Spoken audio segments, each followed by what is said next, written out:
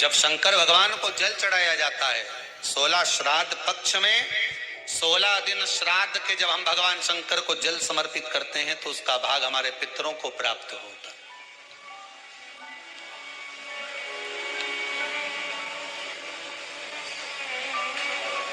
केवल 16 श्राद्ध के दिन ही ऐसे होते हैं जिसमें शंकर भगवान को जल में दूध मिलाकर चढ़ाने की जगह दूध भले 1 चम्मच चढ़ा रहे हो पर अलग से चढ़ाओ, कच्चा दूध अलग से चढ़ाओ, उसके बाद भले तुम जल चढ़ा दो, पर लोटे में जल में दूध मिलाकर 16 दिन श्राद्ध पक्ष में नहीं ले जाना।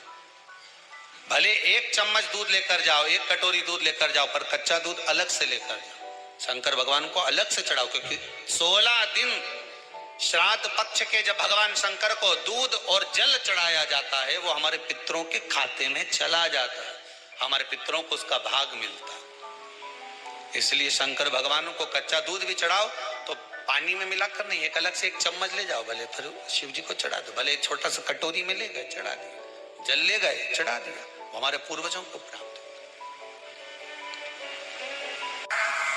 क्या करना चाहिए अगर पितृदोष है और उससे निवारण करना है, शांति पाना है तो क्या करना होगा? उसका एक ही तरीका महाराज, अमावस्या के एक दिन पहले 14 के दिन पीपल के 7 पत्ते लीजिए और 7 पत्ते पर शंकर का नाम ओम नमः शिवाय लाल चंदन से लिख दीजिए। 7 पत्ते पर लिखकर उसको मौली, जैसे हमने भी बंदरबान बनते ना, ऐसे मौली की बंदरबान बांध लीजिए, घर के मुख्य दरवाजे पर लगा दीजिए। कौन से दिन? अमावस्या की एक दिन पहले 14। अमावस्या के दिन दोपहर के 12 बजे उस बंदरवाल को खोल लीजिए, दूध की कटोरी कच्चे दूध की हाथ में ले लीजिए और पत्ते का, पीपल के पत्ते का अग्रभाग उस दूध में डुबो दीजिए और उसको ले जाकर पीपल के पेड़ के नीचे ऐसा कैसा ही विसर्जन कर दीजिए। कटोरी वापस लेकर आ जाइए। मात्र 2 अमावस्या करोगे, आपके घर का पितृदोष समाप्त होगा, लक्ष्मी बढ़ेगी, घर से रोग समाप्त होगा और घर में प्रेम बढ़ेगा। पितृदोष को समाप्त करने का इससे सुंदर कोई तरीका ही शिव कर सकते, शंकर के सिवा। कई लोग कहते हैं कि श्राद्ध पक्ष आ गया, ये कर लेना चाहिए तो प्रेत योनि से मुक्ति हो जाएगी। पितरों की शांति के लिए ये कर लेना चाहिए तो पितृ मुक्त हो जाएंगे। पहले तो एक बात अच्छे से समझ लो, पितृ मुक्त नहीं होते, उनकी शांति होती। क्या होती है? जम के बोलो जरा। उनकी शांति होती है। जब आप किसी तीर्थ में स्नान कर रहे हो, जब आप किसी तीर्थ में हो, स्नान कर रहे हो, पुण्य कर रहे हो, सत्कर्म कर रहे हो, भजन कर रहे हो, कीर्तन कर रहे हो, मंत्र जाप कर रहे हो, तो उसका एक अंश, एक भाग हमारे पूर्वजों के खाते में, हमारे पितरों के खाते में जाता है। एक भाग हमारे पूर्वजों के खाते में, हमारे पितरों के खाते में जाता है,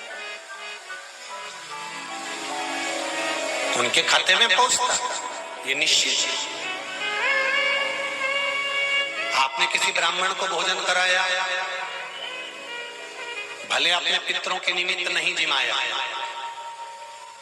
कोई ब्राह्मण को 1 गिलास पानी पिलाया, भले अपने पितरों के निमित्त नहीं पिलाया, पर आपका एक अंश उसके खाते में चला जाएगा। उससे क्या होगा? पितरों की शांति। और समझ लो, गया जी में पिंडदान कर देने से क्या पितृ मुक्त हो जाते हैं? बद्रीनाथ जाकर कपाल क्रिया करने से क्या पितृ मुक्त हो जाते हैं?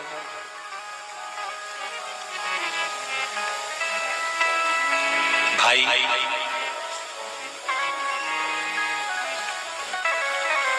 गया जी जाना तो वहां के पंडा जी से पूछना, हम यहाँ पिंडदान कर देंगे तो क्या वो मुक्त हो गए? पंडा जी कहेंगे, आप अपने पूर्वजों को गया का पिंड देकर, उनका पिंडदान कर कर आप उनको भगवान विष्णु के चरणारविंद में छोड़ गए, पर आप घर जाना तो घर पर जब जब श्राद्ध पक्ष आए तब ब्राह्मण को भोजन जरूर करना। भले तुम भूख मत देना, कौवे का मत निकालना, पर एक काम जरूर करना कि ब्राह्मण भोज कराना। उससे क्या होगा? 16 श्राद्ध में जब हमारे पितरों को, हमारे पूर्वजों को पितृलोक से छोड़ा जाता है तो वो सबसे पहले जिस घर में रहे होते हैं, जहां उनका पिंड घर में दिया होता है, जहां रहे होते हैं, सबसे पहले वो वहां आते हैं, सबसे पहले वहां आएंगे। और अगर तुमने उनकी तिथि पर, उनके वार पर अगर आपने भोजन करा दिया है तो उनकी मुक्तता नहीं, उनकी शांति हो जाती है।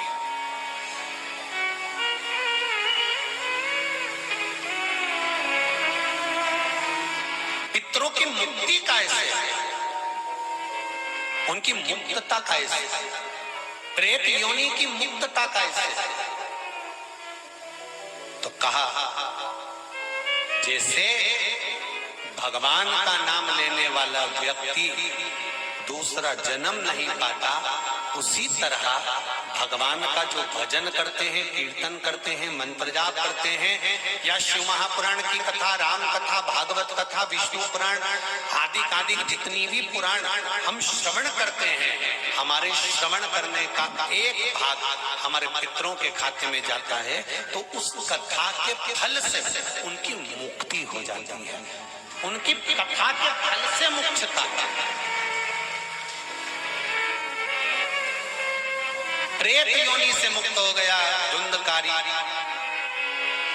बिंदुक प्रेत योनि से मुक्त हो गया। काय से हुआ? शंकर का स्मरण, शिव महापुराण की कथा का रस तत्व ग्रहण करना, राम कथा, भागवत कथा का मात्र स्मरण करना, उससे मुक्त। क्यों दी जाता कौवा को भोजन? श्राद्ध पक्ष में कौवे को भोजन क्यों दिया जाता है? क्यों छत पर ले जाकर रोटी का टुकड़ा डालते हैं?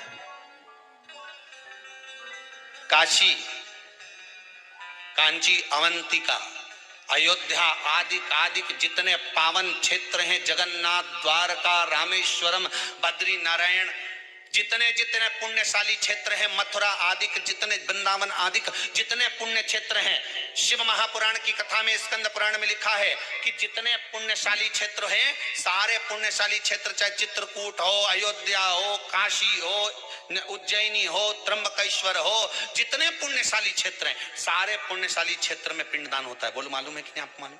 सब दूर तर्पण होता है, सभी जगह पिंड होता है, सभी जगह तर्पण होगा, पिंड होगा।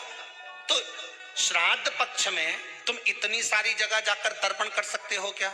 जम के बोलिए, नहीं कर सकते। इतनी सारी जगह जाकर पुण्य कर सकते हो क्या? नहीं कर सकते। इतनी सारी जगह जाकर तुम ब्राह्मण को भोजन करा सकते हो क्या? नहीं। इतनी सारी जगह जाकर ना पिंड दे सकते, ना तर्पण कर सकते, या पुण्य कर सकते। अब ये 16 दिन में इतने तीर्थ कितने हजारों में तीर्थ, इतने तीर्थ में जाकर कहां पुण्य करोगे, कहां पिंड दोगे? तो उसका एक निर्णय निकाल दिया, कि पितरों के देवता आर्यमा कौवे पर बैठते हैं। काय पे बैठते हैं? कौवे पर। तो एक काम करो, जब हम पितरों के देवता आर्यमा कौवे पर बैठकर पितृलोक से 16 दिन जब भ्रमण के लिए निकलते हैं तो घूमते हैं, तो क्यों ना एक काम करें कि कौवे के लिए भोजन छत पे डाल दें। हमारे छत का कौवा जब अन्न का भाग ग्रहण करेगा, पितरों के देवता को बिठाकर जब घूमने के लिए निकलेगा, तो जहां जहां घूमने जाएगा, जब जब बीच में कोई तीर्थ पड़ जाएगा, तो वहां के पिंडदान का फल हमको मिल जाएगा। इसलिए कौवे को भोजन कराया जाता है। एक कौन सी सब्जी होती है जो पितृपक्ष में ब्राह्मण को भोजन कराते समय नहीं बनाई जाती। एक तो कुमड़ा, दूसरा पत्ता गोभी, जो बंद गोभी होती है ना, वो बंद गोभी जो होती है ना पत्ता पत्ता वाली, उसकी भी सब्जी पितरों के ब्राह्मण अगर भोजन करता है तो उसमें नहीं बनाई जाती। एक कुमड़ा, ये जो पेठा बनता है ना कुमड़ा का, ये भी श्राद्ध पक्ष में नहीं खिलाया जाता। महाराज गोरा कोला पेड़ा बोलते, क्या बोलते हैं उसको श्राद्ध पक्ष में उसको भोजन में नहीं दिया जाता। ब्राह्मण के भोजन, महाराज ब्राह्मण के भोजन में श्राद्ध पक्ष में सबसे ज्यादा जरूरी है दूध की खीर, दूसरा तुरई या गिलकी का भोजन, या तो सब्जी बनाओ या भजिया बनाओ, कुछ भी बनाओ। तीसरा मांस की दाल का भोजन, उड़द की दाल का भोजन। उड़द की दाल का या तो दही बड़ा बना लो, इमरती बना लो, या फिर बड़ा बना लो, या पकोड़ा बना लो, पर उसका भोजन होना जरूरी है। 3 भाग, दूध का भोजन आहूतों के हिस्से में चले जाता है, गिलकी और तुरई का भोजन पितरों के हिस्से में चले जाता है, मांस की दाल का भोजन, उड़द की दाल का भोजन प्रेतों के हिस्से में चले जाता है। इसलिए ये 3 भाग का भोजन ब्राह्मण जब श्राद्ध पक्ष का भोजन करे तो उसमें बनाना जरूरी।